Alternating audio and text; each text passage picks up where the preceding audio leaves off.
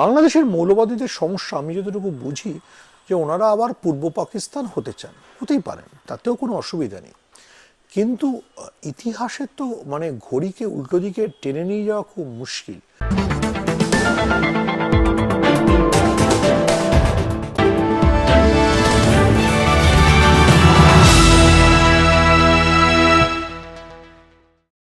বাংলাদেশে চলমান অশান্তি, সীমান্ত উত্তেজনা ও আন্তর্জাতিক ষড়যন্ত্রের অভিযোগ ঘিরে যখন প্রশ্নের ঝড়, তখন প্রকৃত সত্য জানতে ট্রু নিউজ বাংলা পৌঁছে গিয়েছে খবরের একেবারে কেন্দ্রে।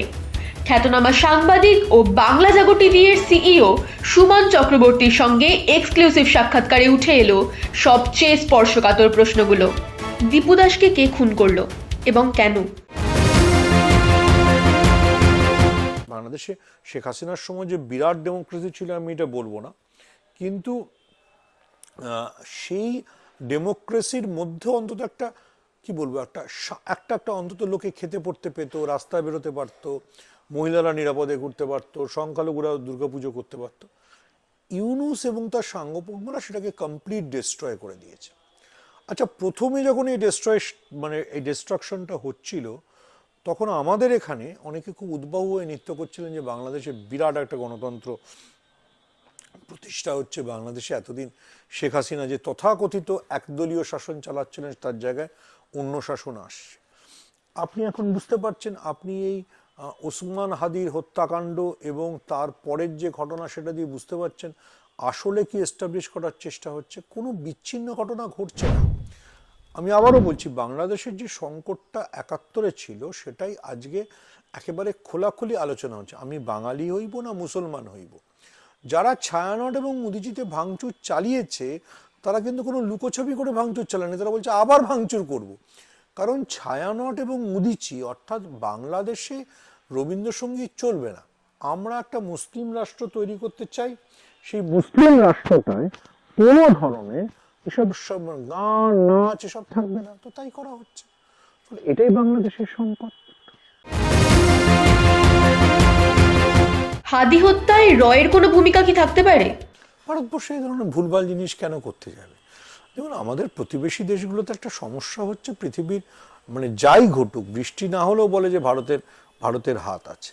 ঠিক যেমন একসময় পশ্চিমবাংলার বামপন্থীরা মনে করতো সবকিছুতে আমেরিকার হাত আছে, ইডেনে ক্রিকেট ম্যাচ না হলেও মনে করতো হাত আছে। আমরা কেন এইসব অনর্থক জটিলতার মধ্যে ঢুকতে যাব?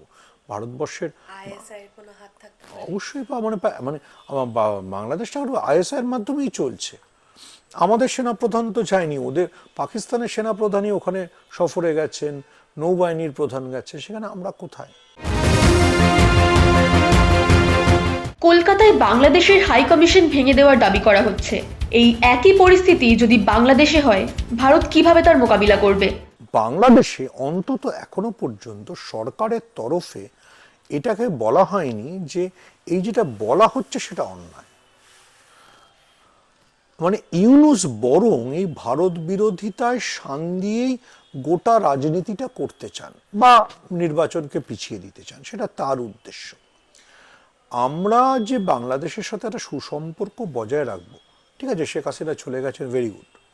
তোমরা শেখ হাসিনাকে মনে করনি তোমাদের শাসনের যোগ্য, তুমি তুমি সরিয়ে দিয়েছো, কিন্তু তুমি যে সরকারটাকে আনলে তাকে তো আমাদের সঙ্গে একটা ফাংশনাল অপারেশন চালাতে হবে। ইউনূস এটা ভুলে যাচ্ছেন, বা মাহফুজ আলম বা তার সহযোগীরা, যে ওনারা যে সরকারটা চালাচ্ছেন তার কোনো বৈধতা নেই। এটা তো কোনো নির্বাচনের মাধ্যমে জিতে আসা সরকার নয়। আজ যদি নির্বাচনের পর তারেক রহমান জিতে আসেন এবং তারেক রহমান যদি বা বিএনপি জিতে আসে, তারা যদি আমাদের সঙ্গে একটা ডায়ালগ করে, সেই ডায়ালগের একটা মূল্য আছে। Who is Yunus and who is মানে বাংলাদেশের স্বরাষ্ট্র উপদেষ্টা, তিনি কে? আমরা তার কথা কেন শুনবো? মানে এটা তো খুব একটা ভারতবর্ষের মতো বড় দেশের একটা খুব মানে বড় ফ্যাক্টর। আমি এই প্রশ্নটাতেই ঢুকছি না যে বাংলাদেশের জন্য বাংলাদেশকে স্বাধীন করার জন্য আমাদের কি ভূমিকা, আমাদের কতজন সেনা শহীদ হয়েছে, সেসব আমি ঢুকছি না। I am talking about the মানে আপনার সঙ্গে আমার ঝগড়া থাকতে পারে, কিন্তু রাস্তায় আপনি দেখা হলেই আপনি খুন নিয়ে তেড়ে যাবেন, আমি খুন নিয়ে তেড়ে যাব, এটা তো কোনো আজকের পৃথিবীতে অন্তত কাঙ্ক্ষিত গণতন্ত্র বা কাঙ্ক্ষিত বিদেশ নীতি হতে পারে না। এটা ওই ইরান, ইসরায়েল বা আফ্রিকার কিছু দেশ অনুসরণ করে, পৃথিবীর অধিকাংশ গণতন্ত্রই অনুসরণ করে না।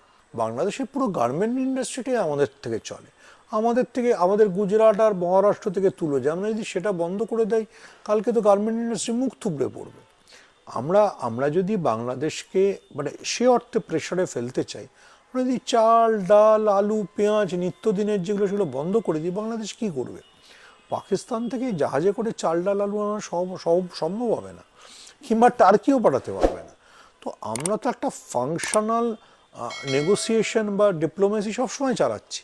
কিন্তু তুমি যদি মনে করো যে তোমার গোটা রাজনীতিটা 1971-কে পাল্টে দেওয়ার হবে, তাহলে খুব মুশকিল।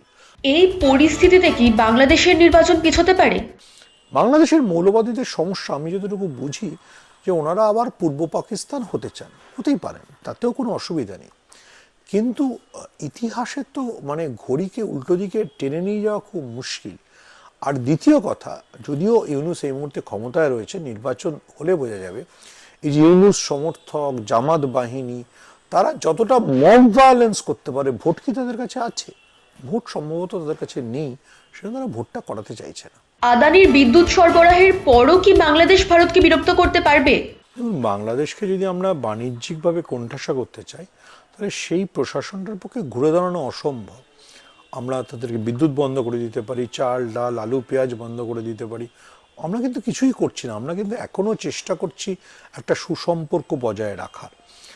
এবং হতেই পারে যেহেতু আদানি কেন্দ্রের বিজেপি সরকারের খুব বন্ধু সব মানে শিল্প গোষ্ঠী, সেজন্য আদানিও তার এটা বন্ধ করেননি। কিন্তু যেভাবে তিক্ততা গড়াচ্ছে, তাতে কিছু একটা তো কূটনৈতিক ব্যবস্থা আমাদের নিতেই হবে। চীন পাকিস্তান জড়িত থাকার সংসদীয় রিপোর্টকে আপনি কতটা বিশ্বাসযোগ্য মনে করেন? দেখুন, বাংলাদেশ এই মুহূর্তে মানে আমরা যখন এই ডিসেম্বরের শেষ সপ্তাহে কথা বলছি, তখন পাকিস্তানের মদতে চলা মৌলবাদী শক্তির হাতে। এবার বাংলাদেশে কেন এটা হচ্ছে সেটা বোঝার জন্য আমাদের একটু বুঝতে হবে, আমাদের পশ্চিমবাংলার তথাকথিত প্রগতিশীলরা অনেক সময় এটাকে ঢাকাচাপা দেওয়ার চেষ্টা করে। দেখুন, বাংলাদেশে একটা নিরন্তর সংঘর্ষ গত 50 বছর ধরেই চলেছে, যে আমি কতটা বাঙালি হইব আর কতটা মুসলিম হইব। এই বাঙালি আর মুসলিম হওয়ার দ্বন্দ্বে কখনো যারা বাঙালি হতে চায় তারা জিতেছে, কখনো যারা মুসলমান হতে চায় তারা জিতেছে। কেন আমি বললাম যে কখনো মুসলমান হতে চায় তারা জিতেছে? তার কারণ হচ্ছে 1975-এ তো মুজিবকে হত্যা করা হলো, এবং সেই হত্যার পেছনেও কোনো না কোনো বিদেশি শক্তির এবং অবশ্যই পাকিস্তানের হাত ছিল। আজ যখন আপনি বলছেন যে মানে আপনি কেন বলবেন, সবাই বলছেন যখন যে বাংলাদেশে মৌলবাদী শক্তির উত্থান ঘটছে, তখন যদি আপনি পাকিস্তানের প্রতিক্রিয়া দেখেন, তাহলে বুঝতে পারবেন যে পাকিস্তান বলতে চাইছে যে মুজিব নামে একজন বিশ্বাসঘাতক ছিল, কোট আনকোট বিশ্বাসঘাতক, যেই তথাকথিত মুসলিম স্বার্থের সাথে বিশ্বাসঘাতকতা করে একটা বাঙালি অস্মিতার উপর নির্ভর করে একটা জাতিকে একটা রাষ্ট্রকে তৈরি করেছিল, একটা জাতিকে জন্ম দেওয়ার চেষ্টা করেছিল, যেটা বাঙালি জাতি। এবং এটাতে ইন্দিরা গান্ধীর বা সেই সময়কার ভারত রাষ্ট্রের মদত ছিল। এই যে 1971-এর ইতিহাসে যে পরাজয় পাকিস্তানপন্থীদের বা মৌলবাদীদের, তারা তার শোধ 2024-এর 5 আগস্ট নিতে চেয়েছে এটা, এবং এই কাজটায় তাদের একটা পরম সাহায্য হয়ে দাঁড়িয়েছে আমেরিকান ইন্টারফিয়ারেন্স।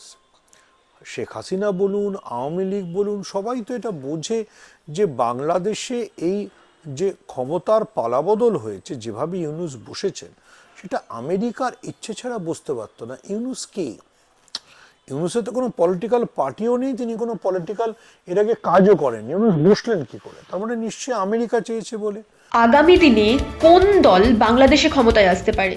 দেখুন, জামাত এবং পাকিস্তান কি পরিকল্পনা নিয়ে এগোচ্ছে সেদিকে দেখতে হবে।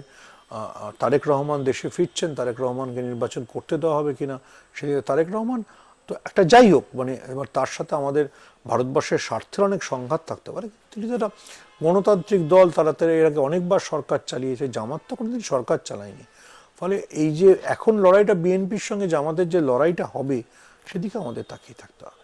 বাংলাদেশ নিয়ন্ত্রণের বাইরে গেলে ভারতের জন্য প্রধান 3টি বিপদ কি? দেখুন, ডেঞ্জারের মধ্যে আমরা এমনিতেই বাস করছি। একটা বড় ডেঞ্জার যে তখন বাংলাদেশকে ব্যবহার করে যে সমস্ত মৌলবাদী শক্তিগুলো সেগুলো আরও সক্রিয় হবে। বাংলাদেশ যদি সিরিয়া হয়ে যায়, একটা গৃহযুদ্ধের দিকে চলে যায়, তাহলে তো আমরা নিরাপদে থাকতে পারি না। দেখুন, কলকাতা থেকে যশোরের দূরত্ব একটা, কিন্তু বনগাঁ থেকে যশোরের দূরত্ব 30 কিলোমিটার। ফলে যশোর যদি অশান্ত হয় তাহলে বনগাঁর গায়ে পড়বে, এরকম আমাদের সব সীমান্ত শহরেই পড়বে। তৃতীয়ত হচ্ছে, যদি বাংলাদেশে গৃহযুদ্ধ হয় তাহলে বাংলাদেশ থেকে কত পরিমাণ উদ্বাস্তু পালিয়ে আসবেন সেটাও আমরা এখনো জানি না। চতুর্থত হচ্ছে যে বাংলাদেশের মাটিকে আর কোন বিদেশি শক্তি ব্যবহার করবে সেদিকেও আমাদের নজর রাখতে হবে। অবশ্যই চীন is important factor for our 7 sisters, মানে আমাদের উত্তর পূর্বের রাজ্যগুলোর জন্য। তারা তো অরুণাচল বা ইত্যাদি অংশে ইতিমধ্যেই যথেষ্ট সক্রিয় চীন, ফলে তারা বাংলাদেশকে ব্যবহার করবে কিনা সেটা আমরা এখনো জানি না।